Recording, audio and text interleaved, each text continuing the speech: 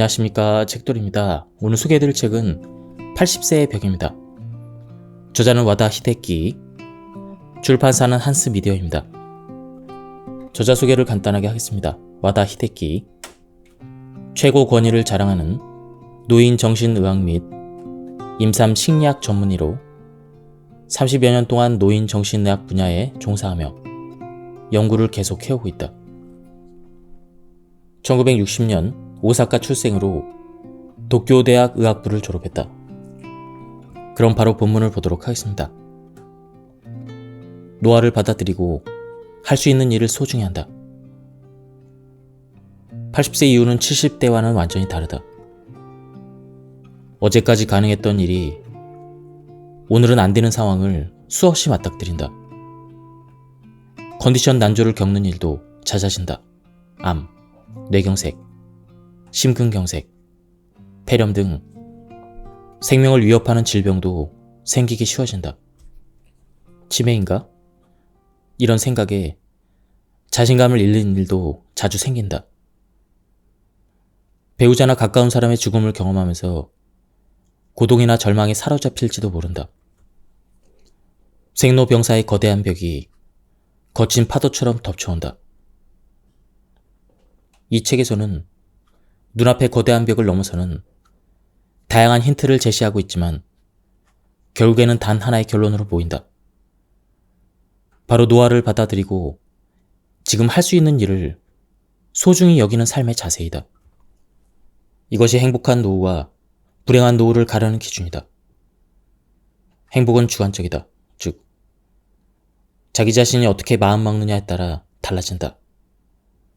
예를 들면 노화를 한탄하여 이제 이것도 할 수 없고 저것도 할 수 없다며 없다를 되뇌이기만 하면서 사는 사람도 있고, 노화를 받아들여 아직 이것도 할 수 있고 저것도 할 수 있다며 있다를 소중히 여기면서 사는 사람이 있다. 어느 쪽이 행복할까? 정답은 본인만이 알겠지만 지금까지 필자가 임상 현장에서 경험한 바로는 있다의 자세로 살아가는 사람들이 행복해 보였고 가족이나 주변 사람들과 즐겁게 지내는 경우가 많았다. 필자가 오랫동안 근무했던 요코 후카이 병원은 노인 전문 병원으로 이곳에서는 해마다 100명가량의 유해를 해부하고 연구했다. 그 결과 몸속에 심각한 질병이 있음에도 생전에는 알지 못한 채 다른 질환으로 사망한 사례가 적지 않다는 사실을 알게 되었다. 요컨대 마지막까지 자각하지 못하는 질병도 있다는 뜻이다. 암도 그중 하나이다. 85세 이상의 유해를 부검해보면 거의 모든 사람에게서 암이 발견되었다. 즉, 80세가 넘으면 누구나 몸속에 암을 품고 있는 것이다. 일반적으로 암은 죽음에 이르는 병이므로 조기 발견, 조기 치료가 필수이다라고 알고 있겠지만 사실 꼭 그렇지만은 않다. 요코 후카이 병원 연구는 당사자가 인지하지 못하는 암도 있고 생활에 지장을 주지 않는 암도 있다는 사실을 알려준다. 특히 나이가 들면 암의 진행이 느려지므로 그냥 내버려둬도 문제가 되지 않는 경우가 생각보다 많이 있다. 여러분도 이 사실을 꼭 기억해 두길 바란다. 이 사실로 알 수 있는 선택지는 무엇일까? 바로 80세 이후에는 참지 않고 살아가기이다. 암에 걸리지 않으려고 식사를 제한하고 좋아하는 술이나 담배를 삼가하는 분위기가 있는데 여든이 넘으면 몸속에 이미 암이 있을 가능성이 크다. 그러므로 암에 걸리지 않으려고 참는 행위는 의미가 없다. 좋아하는 음식이나 술을 먹고 마시는 편이 오히려 스트레스를 줄이고 즐겁게 사는 방법이다. 실제로 암을 무리하게 절제하여 스트레스를 받으며 살기보다는 원하는 일을 하며 편안한 마음으로 지내는 편이 면역력이 높아진다고 한다. 그리고 이것이 암의 진행을 늦춘다고 알려져 있다. 인지장애는 반드시 생긴다. 지금 바로 하고 싶은 일을 하라. 인지장애는 왜 생길까? 답은 매우 간단하다. 나이를 먹기 때문이다. 다만 80세가 넘어서 발현되는 인지장애는 대체로 매우 더디게 진행된다. 실제로는 증상이 나타나기 20년 전쯤부터 서서히 진행된 것이지만 대체로 알아차리지 못한다. 인지장애는 증상이 발현된 이후에도 계속 진행되며 근본적인 치료는 불가능하다. 부검을 통해 알게 된 사실이 또 하나 있다. 암과 마찬가지로 85세가 넘은 거의 모든 고령자의 뇌에서 이상이 발견되었다는 점이다. 대부분 알츠하이머형 뇌 변성이다. 즉, 인지장애라는 병이라기보다 노화 현상에 가까워서 나이가 들면 누구에게나 생기는 증상이다.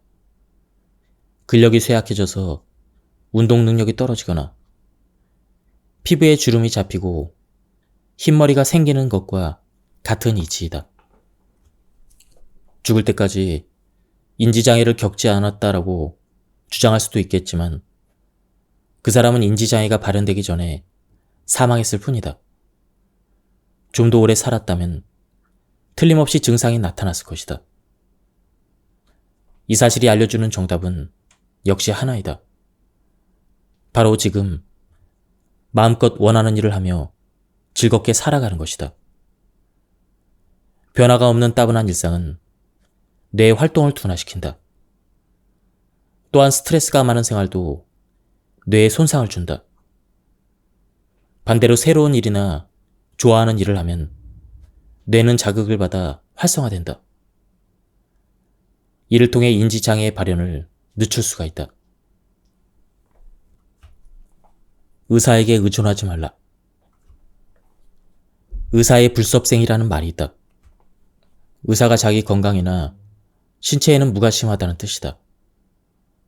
거짓말 같은 참말로 많은 의사들은 환자에게는 약이나 검진을 권하지만 정작 본인은 원하지 않는다. 아마도 약이나 검진으로 수명이 크게 늘어나지 않는다는 사실을 경험적으로 알고 있었기 때문일 것이다. 그러면서 그들은 환자에게 혈압이 높다라거나 간 수치가 나쁘다며 다량의 약을 처방하고 작은 암이 발견되었다며 수술을 권한다. 결과는 어떨까?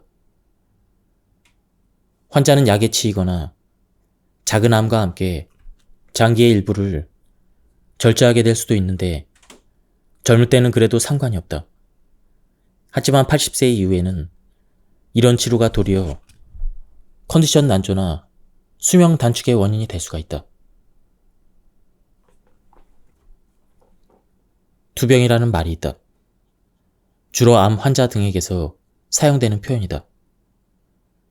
예전부터 궁금했는데 도대체 무엇과 싸운다는 뜻일까? 본래 암이란 자신의 세포가 변성하여 암화한 것이다.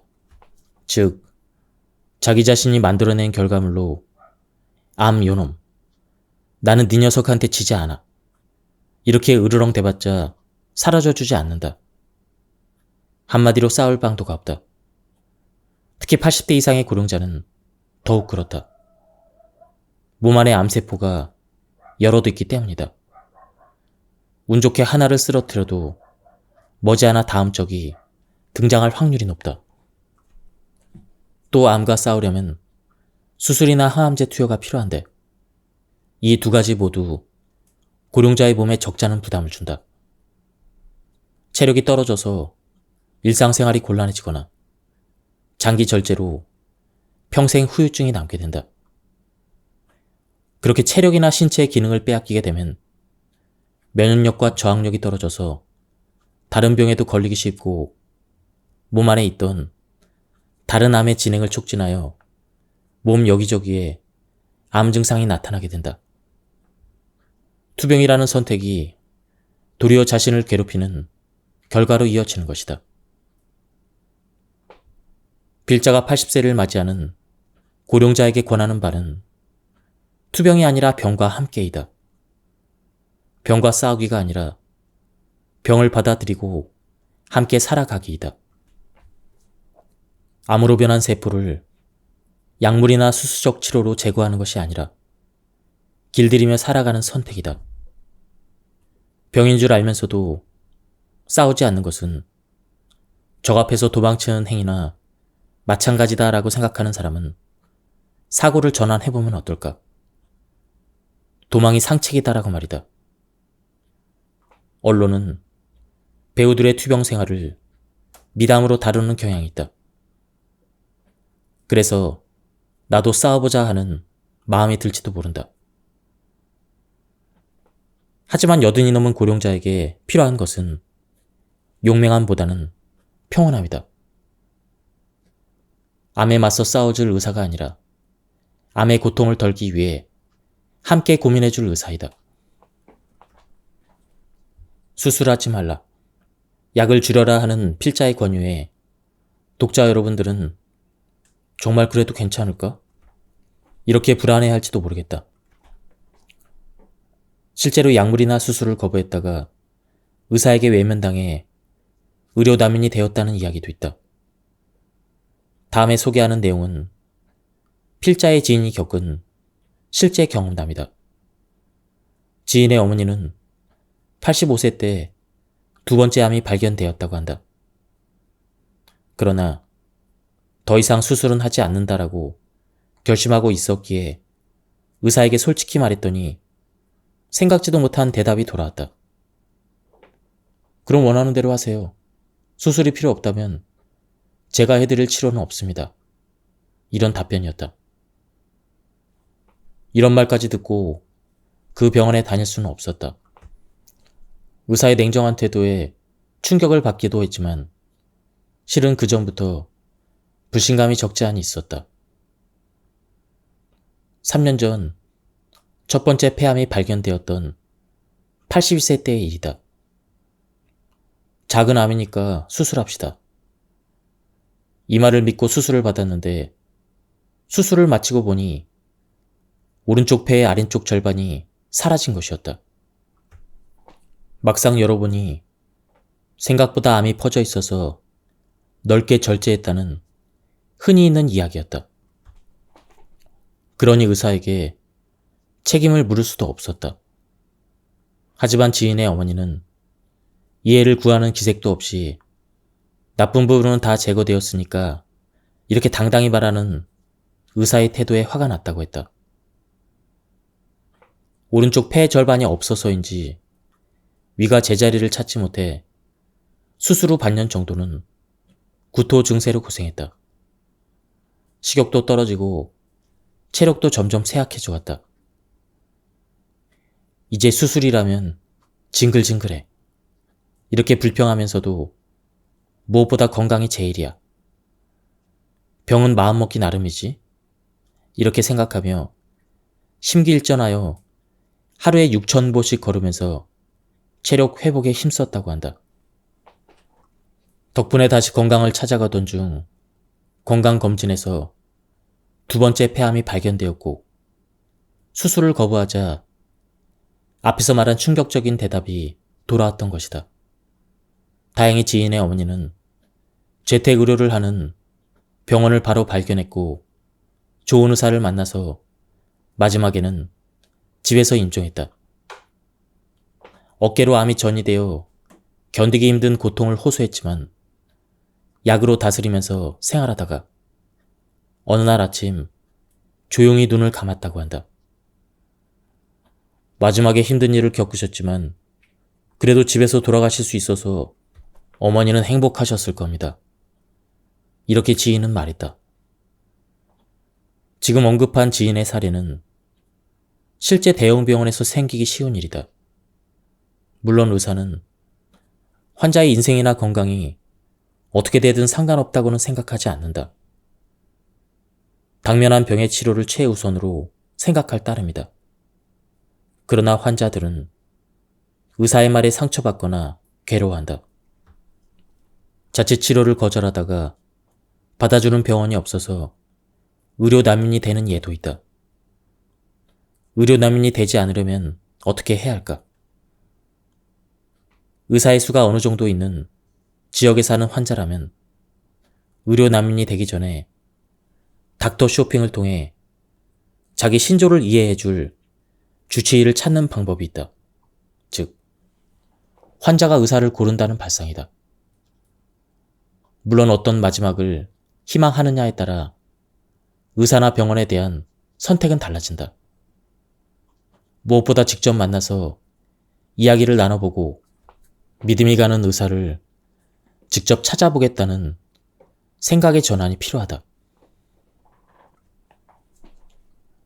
필자가 여기서 하고 싶은 말은 의료에 대한 자기 결정이다. 본래 의료는 환자 자신이 선택하는 일이다. 하지만 남이 하자는 대로 따르는 사람도 적지 않을 듯하다. 예를 들면 이번에 코로나 대유행이야말로 자기 결정이 통용되지 않는 최악의 사례이다. 코로나에 걸린 고령자는 환자의 의지와 상관없이 인공호흡기를 부착했다.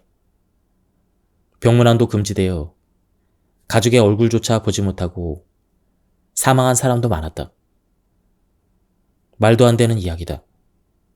이 나라에서는 환자의 삶보다는 의료 상황을 우선시한 것이다.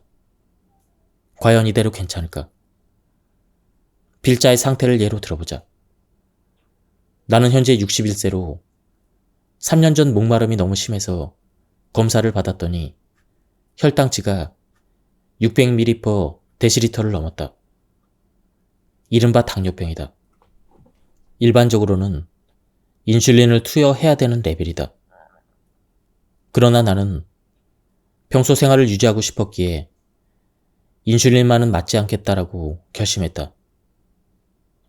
그래서 이런저런 약들을 시험해봤지만 유감스럽게도 무엇 하나 효과가 없었다. 마지막 선택은 걷기였다.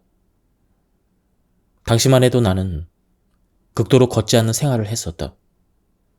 우스꽝스럽게 들리겠지만 평소 텔레비전 방송에 나가기만 하면 대놓고 정부를 비판했기에 언제 위험한 상황에 빠질지 모른다라는 불안감이 생겨서 어디든 택시나 자가용으로 이동을 했다.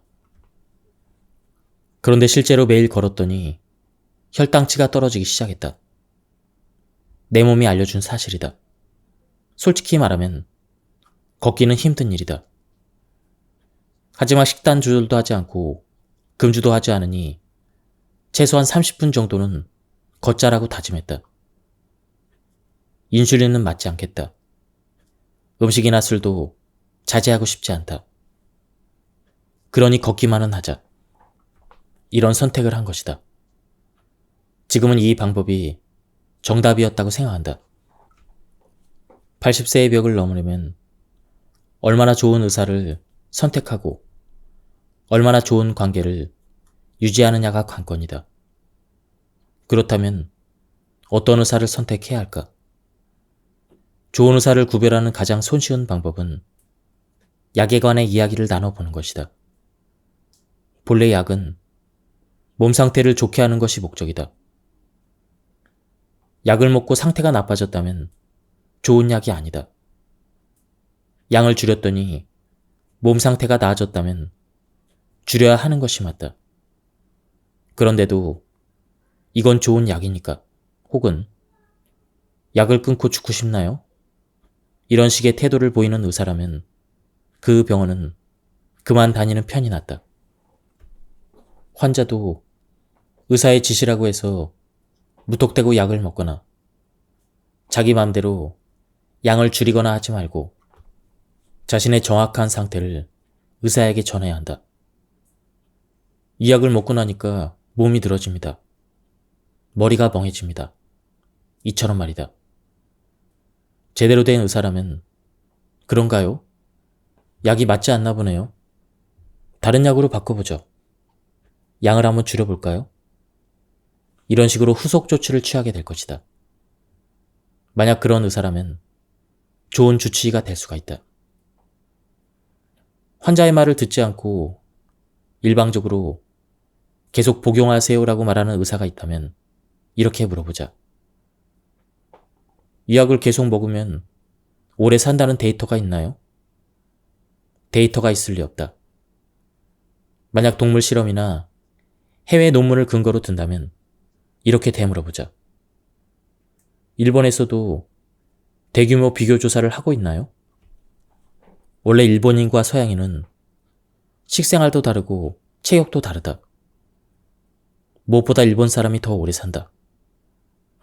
그런데도 동물 실험이나 해외 데이터를 꺼내 든다면 임상을 모른다라고 고백한 것이나 다름없다. 다시 말해 환자를 보지 않는다는 것이다. 이런 질문에 당황하거나 흥분하는 의사라면 환자 쪽에서 사양하는 것이 맞다. 소중한 내 몸을 믿고 맡길 수 없기 때문이다. 의사를 선택할 때는 환자와의 궁합도 중요하다. 80세를 맞이하는 고령자에게 병원과 의사는 매우 가까운 존재이다. 진료를 받을 때마다 불편함을 느끼게 하거나 심리적 피로감이 들게 하는 의사라면 궁합이 맞지 않다는 뜻이니 다른 곳을 알아보자. 병원과의 궁합은 문을 열고 들어가는 순간에 알 수가 있다. 분위기가 밝다면 의사와 환자의 소통이 잘 이루어진다는 증거이고, 반대로 어딘가 모르게 어둡다면 피해야 한다. 인생 경험이 풍부한 여러분의 감각이 알려주는 것이니 그 직감을 믿도록 하자. 병원은 몸이 아플 때 가는 곳인 만큼 대화를 나누면 기분이 나아지게 해주거나 환자의 이야기를 진지하게 듣고 치료해주는 의사가 당연히 좋다. 널리 알려진 명의보다는 나만의 명의를 찾는 일이 중요하다. 내 마지막을 지켜주었으면 하는 생각이 든다면 최고의 궁합이다. 장기별 진료의 문제점은 많은 양의 약으로도 드러난다. 예를 들면 검사 결과 혈압이 높다며 순환기 내과에서 혈압 강화제를 처방한다. 빈뇨가 있어서 의사에게 가면 빈뇨기과에서도 약을 준다. 거기다 혈당치가 높다는 사실을 알게 되면 내분비 내과에서도 약을 준다. 각기 다른 전문의에게 약을 처방받았더니 합해서 총 15종류가 되었다는 등 다량의 약을 복용해야 되는 상황이 심심치 않게 생긴다. 다량의 약을 지속해서 복용하면 어떻게 될까? 당연히 몸에 큰 부담을 준다. 왜냐하면 약은 독이기도 하기 때문이다. 특히 고령자일수록 많은 약을 함께 쓰면 문제가 된다. 물론 꼭 먹어야 되는 약도 있으므로 모든 약을 끊을 수는 없지만 일상생활의 활동 수준을 방해하지 않도록 최소한에 머물러야 한다. 이것이 80세 이상의 고령자가 약과 어울리는 올바른 방법이다. 혈압, 혈당치, 콜레스테롤 수치에 대해서 조금 더 알아보자. 높은 혈압, 높은 혈당, 높은 콜레스테롤. 이 세 가지는 현대 의료에서 3대 악으로 불린다. 앞에서 말했듯 심근경색이나 뇌경색, 뇌졸중의 위험이 있기 때문이다. 약을 먹고 수치를 떨어뜨릴 수는 있지만 그로 인해 몸이 나른해지고 머리가 멍해지는 역효과도 생긴다. 또한 면역 기능이 떨어져서 다양한 병에 노출되기 쉬워진다.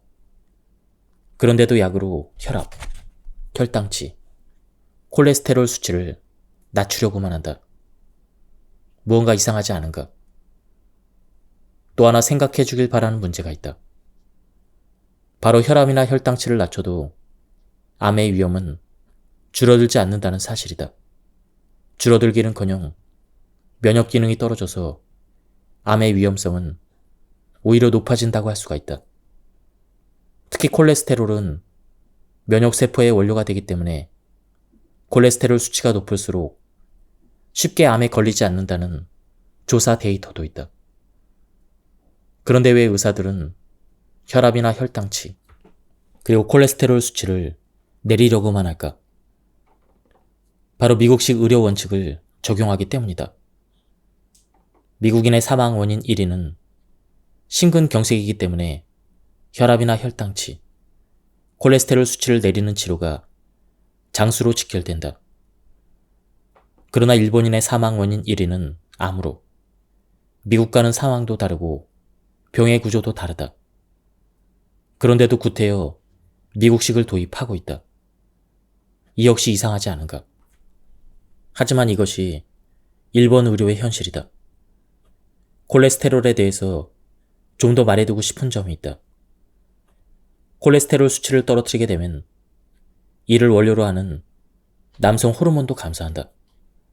남성 호르몬은 심신의 건강 유지에 꼭 필요한 성분으로 감소하면 기운이나 의욕이 사라지고 근력이 저하되며 감정이 불안정해진다. 남성 호르몬이라고 하면 성적인 측면만 주목받지만 그것은 사람이 젊고 건강하게 살기 위해서라도 매우 중요한 요소이다. 결과적으로 말해서 혈압이나 혈당치, 콜레스테롤 수치를 낮추면 동맥경화에는 효과적이지만 신체의 활력이 떨어지고 암의 발병 위험성이 높아진다. 약을 먹고 기운이 없는 80대가 될 것인가? 약을 먹지 않고 지금의 생활을 유지할 것인가? 혈압, 혈당치, 콜레스테롤 수치를 내리는 약을 복용하는 것은 오히려 생활의 질을 떨어뜨리며 사는 선택이 될지도 모른다. 필자는 80세가 넘으면 암 치료는 필요 없다고 생각한다. 만약 지금 필자에게 암이 발견된다 하더라도 통증이 너무 심하거나 음식물을 섭취하지 못하는 상태가 아닌 이상 제거하지 않을 것이다. 암은 세포 하나가 암화되면서 시작하여 조금씩 커진다. 보통 1cm 크기의 종양이 되려면 10년 정도가 걸리는데 만약 전이되는 암이라면 그 10년 사이에 반드시 전이가 일어난다. 1cm 크기로 발전해서 행운인 것이 아니라 이때는 이미 어딘가로 전이된 상태이지만 너무 작아서 발견하지 못하고 있을 뿐이다. 암이 3년 후에 재발했다는 말은 3년 전에 암을 완벽하게 제거하지 못했다는 뜻이 아니라 당시에 이미 전이되었고 그것이 커졌다는 의미다.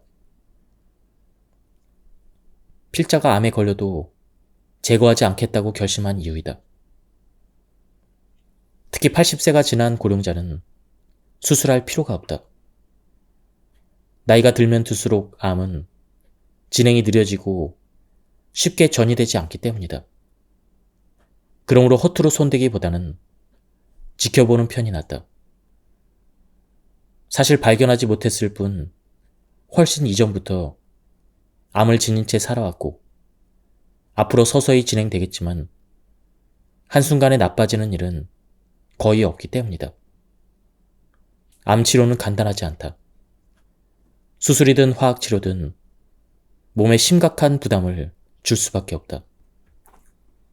체력이 크게 떨어지는 80세 이상의 고령자는 평소의 생활로 되돌아가지 못할 확률이 높다.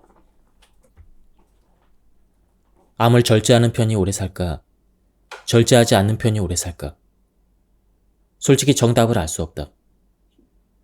일본 의학계가 대규모 비교 조사를 하지 않았기 때문이다. 절제하는 편이 오래 사는 예도 있고 절제하지 않는 편이 오래 사는 예도 있다. 그렇지만 경험적으로 볼 때 절제하면 확실히 건강을 해친다. 대부분 암과 더불어 장기의 일부까지도 함께 드러내기 때문이다. 예를 들면 위암은 위를 절반에서 3분의 2까지 절제하는 경우가 다반사이다. 유방암도 예전에는 유방 전체를 절제하는 수술이 일반적이었다. 그런 상황에서 곤도 마코토라는 의사는 치료 결과는 보존술과 동일한데도 유방 전 절제술을 하는 것은 외과 의사의 범죄 행위가 아닌가, 이렇게 말하며 파문을 일으켰고 곤도 의사를 배척하는 운동이 일어났다.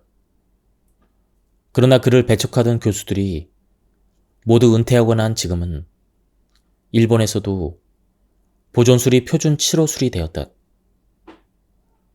폐나 그 밖의 장기도 마찬가지다.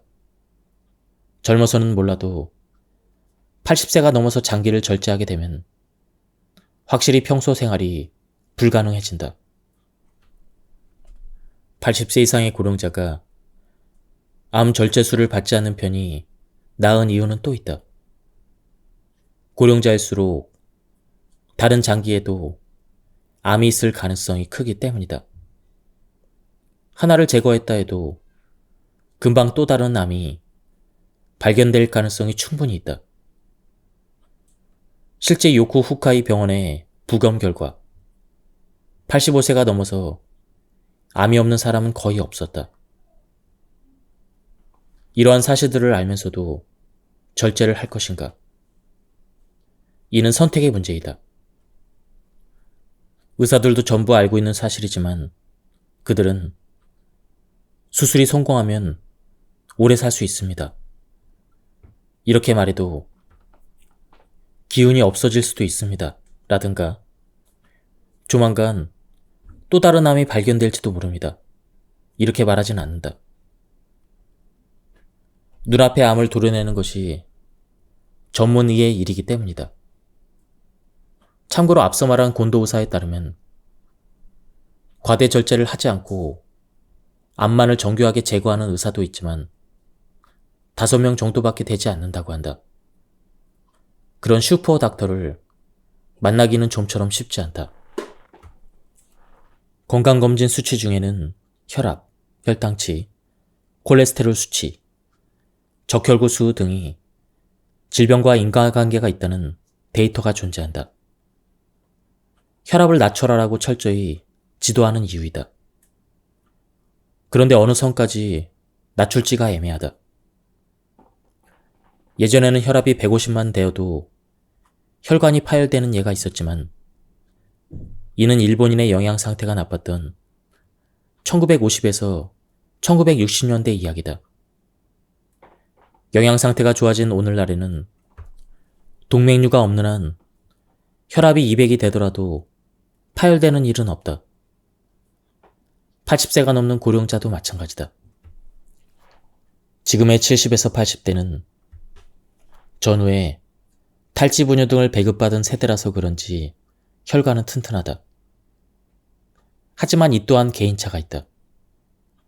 만약 혈압이 180인데 두통이나 울렁거림, 어지럼증 같은 증상이 있다면 그 사람에게 180은 높은 수치이다. 이럴 때는 혈압을 낮추는 약을 처방받도록 하자. 수치만 보고 비정상이라고 판단하여 약을 지속해서 복용하는 것은 옳지 않다. 80세 이후에는 자기 몸 상태를 보고 판단하는 것이 현명한 선택이다. 노후의 최고 재산은 추억이다. 사람은 나이가 들면서 서서히 몸이 약해지고 행동 반경이 좁아진다. 그리고 마지막에는 침대에서 보내는 날들이 많아진다. 이때 버팀목이 되어주는 것이 바로 그때 참 즐거웠는데 라는 추억들이다. 만약 당신에게 물려줄 정도의 자산이 있다면 추억을 만드는 데 쓰거나 자기 행복을 위해 쓰도록 하자. 앞서 말했듯 자녀에게 돈을 물려줘도 변변한 일이 없을 것이기 때문이다. 자기가 벌고 배우자와 함께 모은 돈이니 당연히 당사자가 써야 한다. 80세가 넘은 고령자는 지금 당장 병이 들고 움직이지 못하게 된다 해도 전혀 이상할 것이 없다. 내일 죽게 될지도 모를 일이다. 그러니 후회 없는 시간을 보내야 한다. 후회 없는 인생을 위한 소비는 행복한 선택이다. 만약 5천만 원이 있다면 호화 여객선을 타고 세계 일주를 하는 것은 어떨까? 참고로 지금 일본의 개인 금융자산은 1900조 엔으로 그 중에 약 1200조 엔은 고령자의 소유이다. 하지만 자식에게 물려줘야지, 혹은 살기 위해서는 아직 돈이 더 필요하니까 이렇게 생각하며 소비를 꺼리고 있다. 경제가 돌지 않는 이유는 돈이 정체되어 있기 때문이다.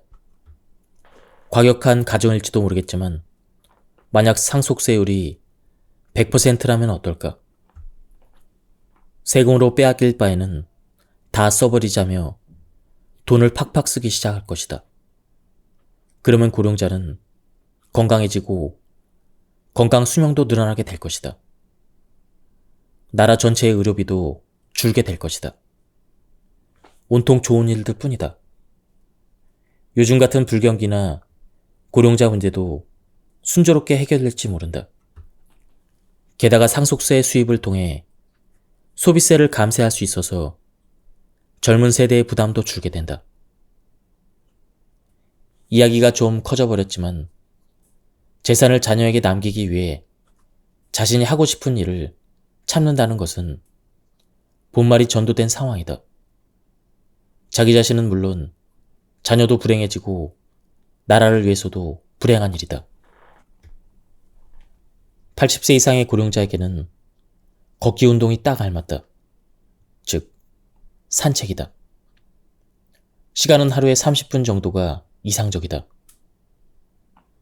한 번에 30분을 걸어도 되고 아침, 점심, 저녁으로 각 10분씩 합계 30분이어도 괜찮다. 가능하면 조금 빠른 속도로 팔을 흔들면서 걷도록 하자. 산책에는 또 다른 효과가 있다. 자연광을 쏘이면 세로토닌이라는 뇌내 물질이 분비된다. 이 물질은 행복 호르몬이라고도 불리는데 마음을 안정시키거나 머리 회전을 좋게 만드는 역할을 한다. 산책 이외에도 청소나 세탁 같은 집안일도 훌륭한 운동이 된다. 몸을 수시로 움직이는 일이 중요하다.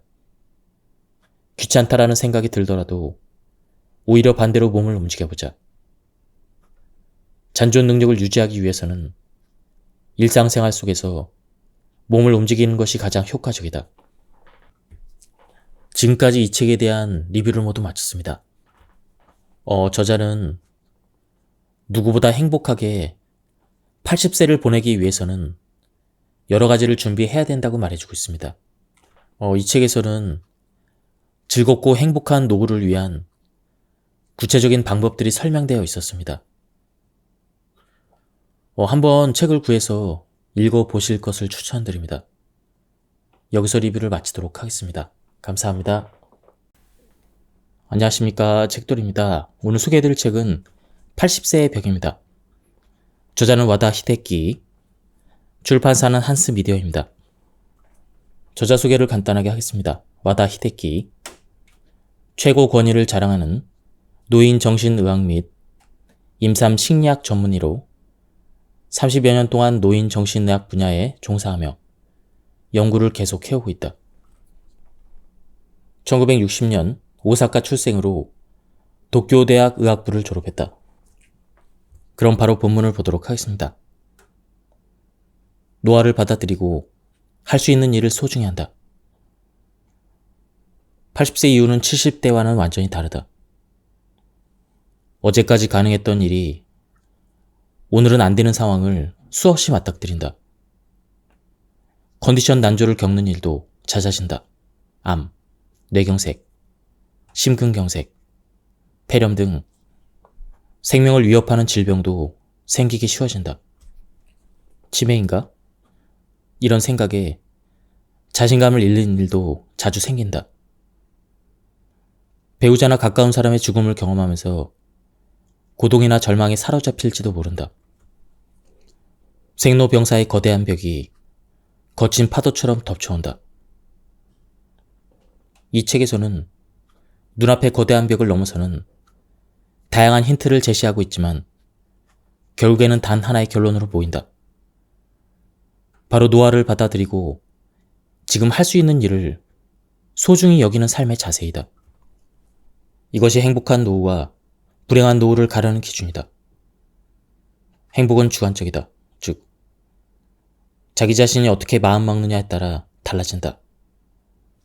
예를 들면 노화를 한탄하여 이제 이것도 할 수 없고 저것도 할 수 없다며 없다를 되뇌이기만 하면서 사는 사람도 있고, 노화를 받아들여 아직 이것도 할 수 있고 저것도 할 수 있다며 있다를 소중히 여기면서 사는 사람이 있다. 어느 쪽이 행복할까? 정답은 본인만이 알겠지만 지금까지 필자가 임상 현장에서 경험한 바로는 있다의 자세로 살아가는 사람들이 행복해 보였고 가족이나 주변 사람들과 즐겁게 지내는 경우가 많았다. 필자가 오랫동안 근무했던 요코 후카이 병원은 노인 전문 병원으로 이곳에서는 해마다 100명가량의 유해를 해부하고 연구했다. 그 결과 몸속에 심각한 질병이 있음에도 생전에는 알지 못한 채 다른 질환으로 사망한 사례가 적지 않다는 사실을 알게 되었다. 요컨대 마지막까지 자각하지 못하는 질병도 있다는 뜻이다. 암도 그중 하나이다. 85세 이상의 유해를 부검해보면 거의 모든 사람에게서 암이 발견되었다. 즉, 80세가 넘으면 누구나 몸속에 암을 품고 있는 것이다. 일반적으로 암은 죽음에 이르는 병이므로 조기 발견, 조기 치료가 필수이다라고 알고 있겠지만 사실 꼭 그렇지만은 않다. 요코 후카이 병원 연구는 당사자가 인지하지 못하는 암도 있고 생활에 지장을 주지 않는 암도 있다는 사실을 알려준다. 특히 나이가 들면 암의 진행이 느려지므로 그냥 내버려둬도 문제가 되지 않는 경우가 생각보다 많이 있다. 여러분도 이 사실을 꼭 기억해 두길 바란다. 이 사실로 알 수 있는 선택지는 무엇일까? 바로 80세 이후에는 참지 않고 살아가기이다. 암에 걸리지 않으려고 식사를 제한하고 좋아하는 술이나 담배를 삼가하는 분위기가 있는데 여든이 넘으면 몸속에 이미 암이 있을 가능성이 크다. 그러므로 암에 걸리지 않으려고 참는 행위는 의미가 없다. 좋아하는 음식이나 술을 먹고 마시는 편이 오히려 스트레스를 줄이고 즐겁게 사는 방법이다. 실제로 암을 무리하게 절제하여 스트레스를 받으며 살기보다는 원하는 일을 하며 편안한 마음으로 지내는 편이 면역력이 높아진다고 한다. 그리고 이것이 암의 진행을 늦춘다고 알려져 있다. 인지장애는 반드시 생긴다. 지금 바로 하고 싶은 일을 하라. 인지장애는 왜 생길까? 답은 매우 간단하다. 나이를 먹기 때문이다. 다만 80세가 넘어서 발현되는 인지장애는 대체로 매우 더디게 진행된다. 실제로는 증상이 나타나기 20년 전쯤부터 서서히 진행된 것이지만 대체로 알아차리지 못한다. 인지장애는 증상이 발현된 이후에도 계속 진행되며 근본적인 치료는 불가능하다. 부검을 통해 알게 된 사실이 또 하나 있다. 암과 마찬가지로 85세가 넘은 거의 모든 고령자의 뇌에서 이상이 발견되었다는 점이다. 대부분 알츠하이머형 뇌 변성이다. 즉, 인지장애라는 병이라기보다 노화 현상에 가까워서 나이가 들면 누구에게나 생기는 증상이다. 근력이 쇠약해져서 운동 능력이 떨어지거나 피부에 주름이 잡히고 흰머리가 생기는 것과 같은 이치이다. 죽을 때까지 인지장애를 겪지 않았다라고 주장할 수도 있겠지만 그 사람은 인지장애가 발현되기 전에 사망했을 뿐이다. 좀 더 오래 살았다면 틀림없이 증상이 나타났을 것이다. 이 사실이 알려주는 정답은 역시 하나이다. 바로 지금 마음껏 원하는 일을 하며 즐겁게 살아가는 것이다. 변화가 없는 따분한 일상은 뇌의 활동을 둔화시킨다. 또한 스트레스가 많은 생활도 뇌에 손상을 준다. 반대로 새로운 일이나 좋아하는 일을 하면 뇌는 자극을 받아 활성화된다. 이를 통해 인지장애의 발현을 늦출 수가 있다. 의사에게 의존하지 말라. 의사의 불섭생이라는 말이 있다. 의사가 자기 건강이나 신체에는 무관심하다는 뜻이다. 거짓말 같은 참말로 많은 의사들은 환자에게는 약이나 검진을 권하지만 정작 본인은 원하지 않는다. 아마도 약이나 검진으로 수명이 크게 늘어나지 않는다는 사실을 경험적으로 알고 있었기 때문일 것이다. 그러면서 그들은 환자에게 혈압이 높다라거나 간 수치가 나쁘다며 다량의 약을 처방하고 작은 암이 발견되었다며 수술을 권한다. 결과는 어떨까? 환자는 약에 치이거나 작은 암과 함께 장기의 일부를 절제하게 될 수도 있는데 젊을 때는 그래도 상관이 없다. 하지만 80세 이후에는 이런 치료가 도리어 컨디션 난조나 수명 단축의 원인이 될 수가 있다. 투병이라는 말이 있다. 주로 암 환자 등에게서 사용되는 표현이다. 예전부터 궁금했는데 도대체 무엇과 싸운다는 뜻일까? 본래 암이란 자신의 세포가 변성하여 암화한 것이다. 즉, 자기 자신이 만들어낸 결과물로 암 요놈, 나는 네 녀석한테 지지 않아. 이렇게 으르렁 대봤자 사라져주지 않는다. 한마디로 싸울 방도가 없다. 특히 80대 이상의 고령자는 더욱 그렇다. 몸 안에 암세포가 여럿 있기 때문이다. 운 좋게 하나를 쓰러뜨려도 머지않아 다음 적이 등장할 확률이 높다. 또 암과 싸우려면 수술이나 항암제 투여가 필요한데 이 두 가지 모두 고령자의 몸에 적잖은 부담을 준다. 체력이 떨어져서 일상생활이 곤란해지거나 장기 절제로 평생 후유증이 남게 된다. 그렇게 체력이나 신체의 기능을 빼앗기게 되면 면역력과 저항력이 떨어져서 다른 병에도 걸리기 쉽고 몸 안에 있던 다른 암의 진행을 촉진하여 몸 여기저기에 암 증상이 나타나게 된다. 투병이라는 선택이 도리어 자신을 괴롭히는 결과로 이어지는 것이다. 필자가 80세를 맞이하는 고령자에게 권하는 바는 투병이 아니라 병과 함께이다. 병과 싸우기가 아니라 병을 받아들이고 함께 살아가기이다. 암으로 변한 세포를 약물이나 수수적 치료로 제거하는 것이 아니라 길들이며 살아가는 선택이다. 병인 줄 알면서도 싸우지 않는 것은 적 앞에서 도망치는 행위나 마찬가지다라고 생각하는 사람은 사고를 전환해보면 어떨까? 도망이 상책이다라고 말이다. 언론은 배우들의 투병 생활을 미담으로 다루는 경향이 있다. 그래서 나도 싸워보자 하는 마음이 들지도 모른다. 하지만 80이 넘은 고령자에게 필요한 것은 용맹함보다는 평온함이다. 암에 맞서 싸워줄 의사가 아니라 암의 고통을 덜기 위해 함께 고민해줄 의사이다. 수술하지 말라. 약을 줄여라 하는 필자의 권유에 독자 여러분들은 정말 그래도 괜찮을까? 이렇게 불안해할지도 모르겠다. 실제로 약물이나 수술을 거부했다가 의사에게 외면당해 의료난민이 되었다는 이야기도 있다. 다음에 소개하는 내용은 필자의 지인이 겪은 실제 경험담이다.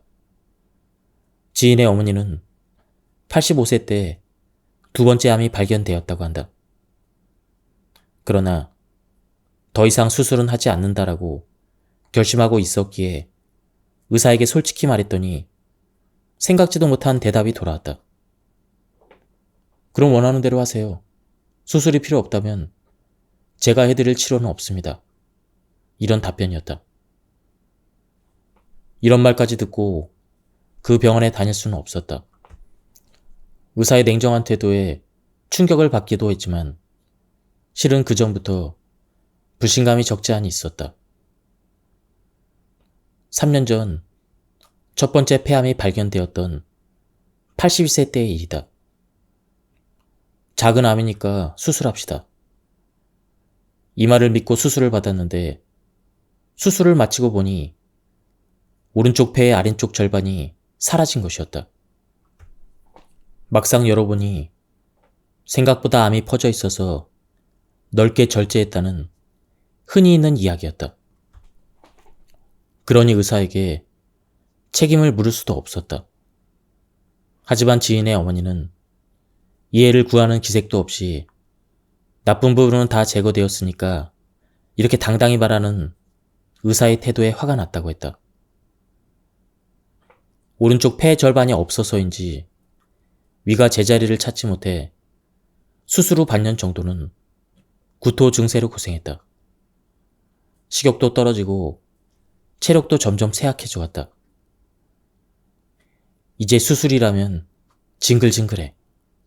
이렇게 불평하면서도 무엇보다 건강이 제일이야. 병은 마음먹기 나름이지. 이렇게 생각하며 심기일전하여 하루에 6,000보씩 걸으면서 체력 회복에 힘썼다고 한다. 덕분에 다시 건강을 찾아가던 중 건강검진에서 두 번째 폐암이 발견되었고 수술을 거부하자 앞에서 말한 충격적인 대답이 돌아왔던 것이다. 다행히 지인의 어머니는 재택의료를 하는 병원을 바로 발견했고 좋은 의사를 만나서 마지막에는 집에서 임종했다. 어깨로 암이 전이되어 견디기 힘든 고통을 호소했지만 약으로 다스리면서 생활하다가 어느 날 아침 조용히 눈을 감았다고 한다. 마지막에 힘든 일을 겪으셨지만 그래도 집에서 돌아가실 수 있어서 어머니는 행복하셨을 겁니다. 이렇게 지인은 말했다. 지금 언급한 지인의 사례는 실제 대형 병원에서 생기기 쉬운 일이다. 물론 의사는 환자의 인생이나 건강이 어떻게 되든 상관없다고는 생각하지 않는다. 당면한 병의 치료를 최우선으로 생각할 따름이다. 그러나 환자들은 의사의 말에 상처받거나 괴로워한다. 자칫 치료를 거절하다가 받아주는 병원이 없어서 의료 난민이 되는 예도 있다. 의료 난민이 되지 않으려면 어떻게 해야 할까? 의사의 수가 어느 정도 있는 지역에 사는 환자라면 의료 난민이 되기 전에 닥터 쇼핑을 통해 자기 신조를 이해해줄 주치의를 찾는 방법이 있다. 즉, 환자가 의사를 고른다는 발상이다. 물론 어떤 마지막을 희망하느냐에 따라 의사나 병원에 대한 선택은 달라진다. 무엇보다 직접 만나서 이야기를 나눠보고 믿음이 가는 의사를 직접 찾아보겠다는 생각의 전환이 필요하다. 필자가 여기서 하고 싶은 말은 의료에 대한 자기 결정이다. 본래 의료는 환자 자신이 선택하는 일이다. 하지만 남이 하자는 대로 따르는 사람도 적지 않을 듯하다. 예를 들면 이번에 코로나 대유행이야말로 자기 결정이 통용되지 않는 최악의 사례이다. 코로나에 걸린 고령자는 환자의 의지와 상관없이 인공호흡기를 부착했다. 병문안도 금지되어 가족의 얼굴조차 보지 못하고 사망한 사람도 많았다. 말도 안 되는 이야기다. 이 나라에서는 환자의 삶보다는 의료 상황을 우선시한 것이다. 과연 이대로 괜찮을까? 빌자의 상태를 예로 들어보자. 나는 현재 61세로 3년 전 목마름이 너무 심해서 검사를 받았더니 혈당치가 600ml/데시리터를 넘었다. 이른바 당뇨병이다.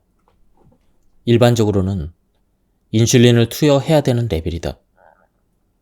그러나 나는 평소 생활을 유지하고 싶었기에 인슐린만은 맞지 않겠다라고 결심했다.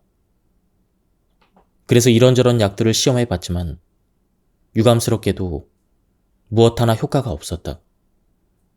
마지막 선택은 걷기였다.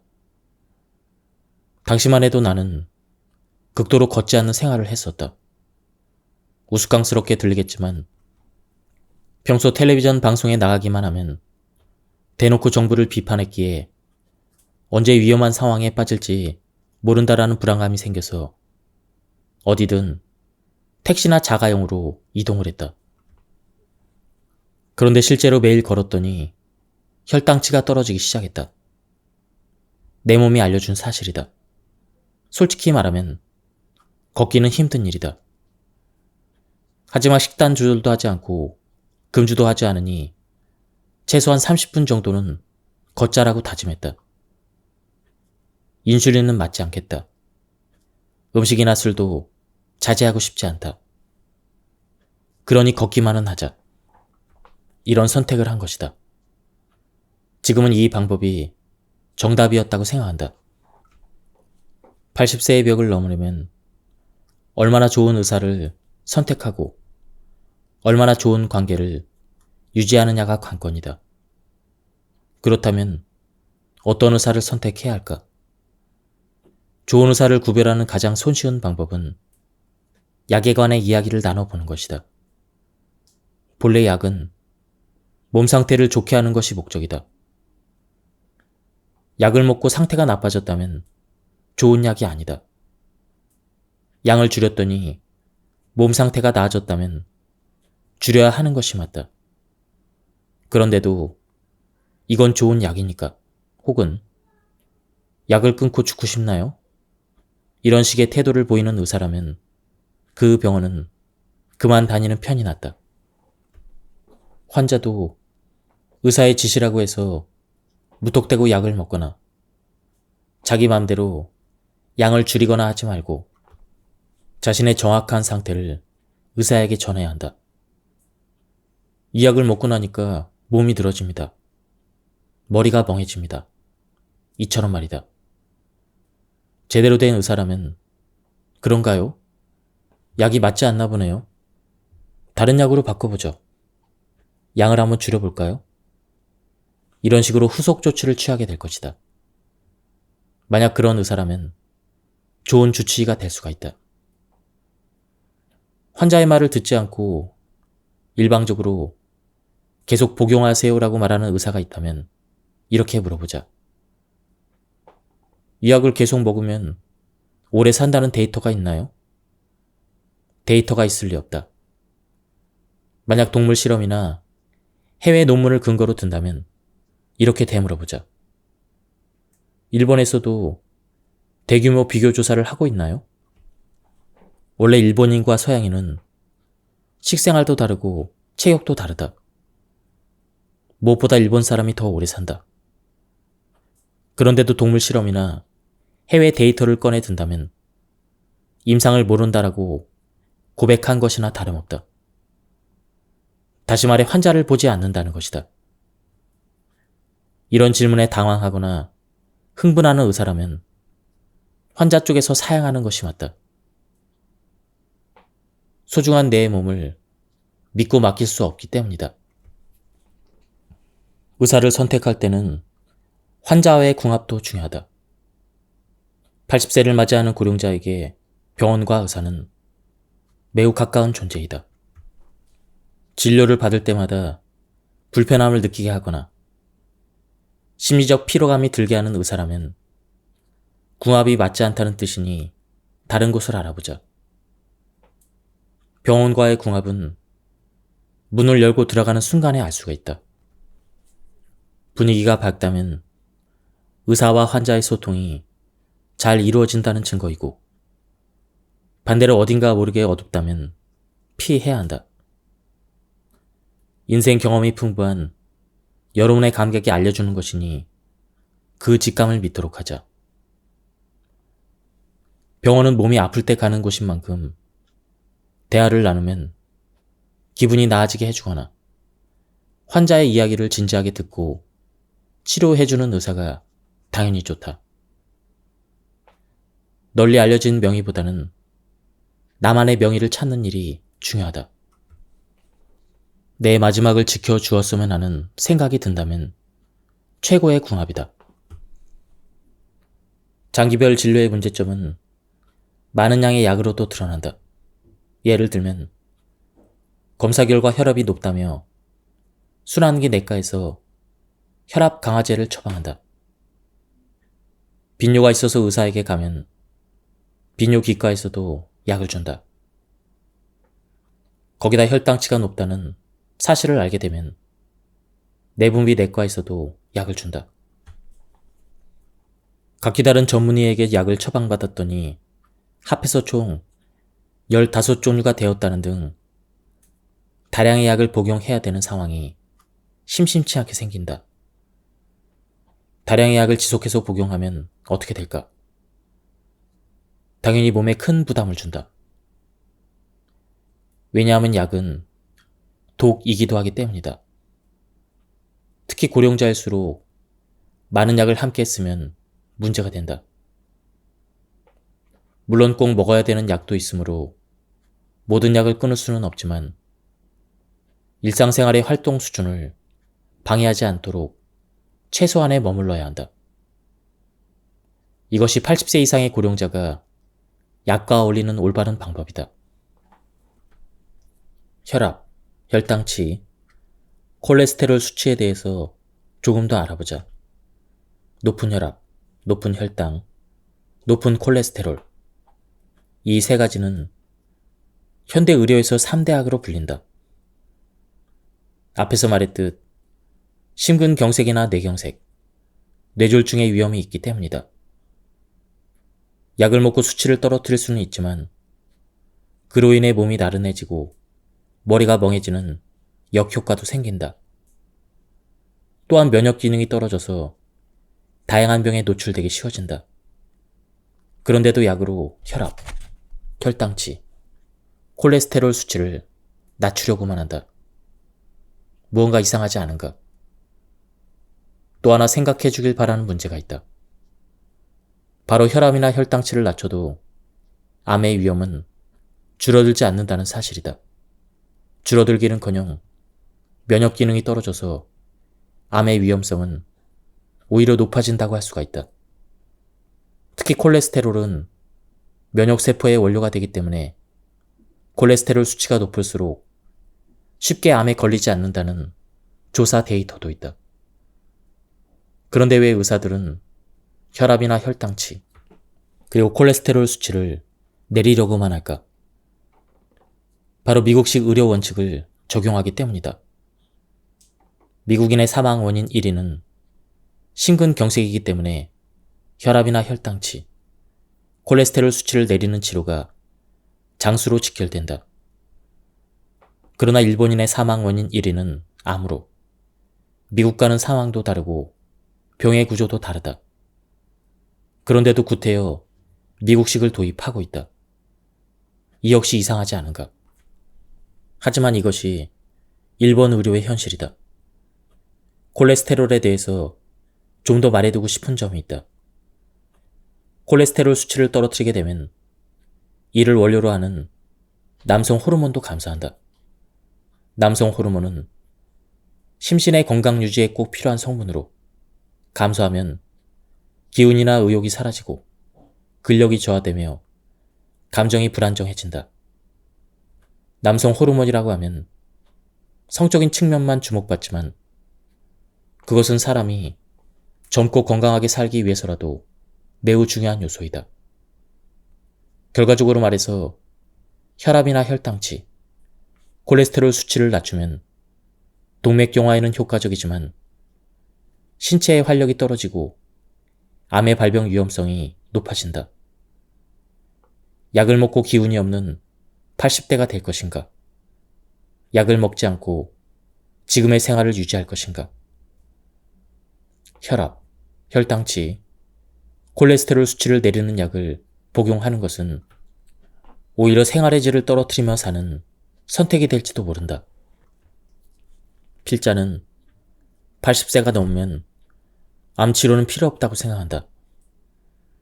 만약 지금 필자에게 암이 발견된다 하더라도 통증이 너무 심하거나 음식물을 섭취하지 못하는 상태가 아닌 이상 제거하지 않을 것이다. 암은 세포 하나가 암화되면서 시작하여 조금씩 커진다. 보통 1cm 크기의 종양이 되려면 10년 정도가 걸리는데 만약 전이되는 암이라면 그 10년 사이에 반드시 전이가 일어난다. 1cm 크기로 발전해서 행운인 것이 아니라 이때는 이미 어딘가로 전이된 상태이지만 너무 작아서 발견하지 못하고 있을 뿐이다. 암이 3년 후에 재발했다는 말은 3년 전에 암을 완벽하게 제거하지 못했다는 뜻이 아니라 당시에 이미 전이되었고 그것이 커졌다는 의미다. 필자가 암에 걸려도 제거하지 않겠다고 결심한 이유이다. 특히 80세가 지난 고령자는 수술할 필요가 없다. 나이가 들면 들수록 암은 진행이 느려지고 쉽게 전이되지 않기 때문이다. 그러므로 허투루 손대기보다는 지켜보는 편이 낫다. 사실 발견하지 못했을 뿐 훨씬 이전부터 암을 지닌 채 살아왔고 앞으로 서서히 진행되겠지만 한순간에 나빠지는 일은 거의 없기 때문이다. 암 치료는 간단하지 않다. 수술이든 화학치료든 몸에 심각한 부담을 줄 수밖에 없다. 체력이 크게 떨어지는 80세 이상의 고령자는 평소의 생활로 되돌아가지 못할 확률이 높다. 암을 절제하는 편이 오래 살까? 절제하지 않는 편이 오래 살까? 솔직히 정답을 알 수 없다. 일본 의학계가 대규모 비교 조사를 하지 않았기 때문이다. 절제하는 편이 오래 사는 예도 있고 절제하지 않는 편이 오래 사는 예도 있다. 그렇지만 경험적으로 볼 때 절제하면 확실히 건강을 해친다. 대부분 암과 더불어 장기의 일부까지도 함께 드러내기 때문이다. 예를 들면 위암은 위를 절반에서 3분의 2까지 절제하는 경우가 다반사이다. 유방암도 예전에는 유방 전체를 절제하는 수술이 일반적이었다. 그런 상황에서 곤도 마코토라는 의사는 치료 결과는 보존술과 동일한데도 유방 전 절제술을 하는 것은 외과 의사의 범죄 행위가 아닌가 이렇게 말하며 파문을 일으켰고 곤도 의사를 배척하는 운동이 일어났다. 그러나 그를 배척하던 교수들이 모두 은퇴하고 난 지금은 일본에서도 보존술이 표준 치료술이 되었다. 폐나 그 밖의 장기도 마찬가지다. 젊어서는 몰라도 80세가 넘어서 장기를 절제하게 되면 확실히 평소 생활이 불가능해진다. 80세 이상의 고령자가 암 절제술을 받지 않는 편이 나은 이유는 또 있다. 고령자일수록 다른 장기에도 암이 있을 가능성이 크기 때문이다. 하나를 제거했다 해도 금방 또 다른 암이 발견될 가능성이 충분히 있다. 실제 요쿠 후카이 병원의 부검 결과 85세가 넘어서 암이 없는 사람은 거의 없었다. 이러한 사실들을 알면서도 절제를 할 것인가? 이는 선택의 문제이다. 의사들도 전부 알고 있는 사실이지만 그들은 수술이 성공하면 오래 살 수 있습니다. 이렇게 말해도 기운이 없어질 수도 있습니다. 라든가 조만간 또 다른 암이 발견될지도 모릅니다. 이렇게 말하진 않는다. 눈앞에 암을 도려내는 것이 전문의의 일이기 때문이다. 참고로 앞서 말한 곤도 의사에 따르면 과대 절제를 하지 않고 암만을 정교하게 제거하는 의사도 있지만 5명 정도밖에 되지 않는다고 한다. 그런 슈퍼 닥터를 만나기는 좀처럼 쉽지 않다. 건강검진 수치 중에는 혈압, 혈당치, 콜레스테롤 수치, 적혈구 수 등이 질병과 인과관계가 있다는 데이터가 존재한다. 혈압을 낮춰라라고 철저히 지도하는 이유이다. 그런데 어느 선까지 낮출지가 애매하다. 예전에는 혈압이 150만 되어도 혈관이 파열되는 예가 있었지만 이는 일본인의 영양 상태가 나빴던 1950에서 1960년대 이야기다. 영양 상태가 좋아진 오늘날에는 동맥류가 없는 한 혈압이 200이 되더라도 파열되는 일은 없다. 80세가 넘는 고령자도 마찬가지다. 지금의 70에서 80대는 전후에 탈지 분유 등을 배급받은 세대라서 그런지 혈관은 튼튼하다. 하지만 이 또한 개인차가 있다. 만약 혈압이 180인데 두통이나 울렁거림, 어지럼증 같은 증상이 있다면 그 사람에게 180은 높은 수치이다. 이럴 때는 혈압을 낮추는 약을 처방받도록 하자. 수치만 보고 비정상이라고 판단하여 약을 지속해서 복용하는 것은 옳지 않다. 80세 이후에는 자기 몸 상태를 보고 판단하는 것이 현명한 선택이다. 노후의 최고 재산은 추억이다. 사람은 나이가 들면서 서서히 몸이 약해지고 행동 반경이 좁아진다. 그리고 마지막에는 침대에서 보내는 날들이 많아진다. 이때 버팀목이 되어주는 것이 바로 그때 참 즐거웠는데 라는 추억들이다. 만약 당신에게 물려줄 정도의 자산이 있다면 추억을 만드는 데 쓰거나 자기 행복을 위해 쓰도록 하자. 앞서 말했듯 자녀에게 돈을 물려줘도 변변한 일이 없을 것이기 때문이다. 자기가 벌고 배우자와 함께 모은 돈이니 당연히 당사자가 써야 한다. 80세가 넘은 고령자는 지금 당장 병이 들고 움직이지 못하게 된다 해도 전혀 이상할 것이 없다. 내일 죽게 될지도 모를 일이다. 그러니 후회 없는 시간을 보내야 한다. 후회 없는 인생을 위한 소비는 행복한 선택이다. 만약 5천만 원이 있다면 호화 여객선을 타고 세계 일주를 하는 것은 어떨까? 참고로 지금 일본의 개인 금융자산은 1900조 엔으로 그 중에 약 1200조 엔은 고령자의 소유이다. 하지만 자식에게 물려줘야지 혹은 살기 위해서는 아직 돈이 더 필요하니까 이렇게 생각하며 소비를 꺼리고 있다.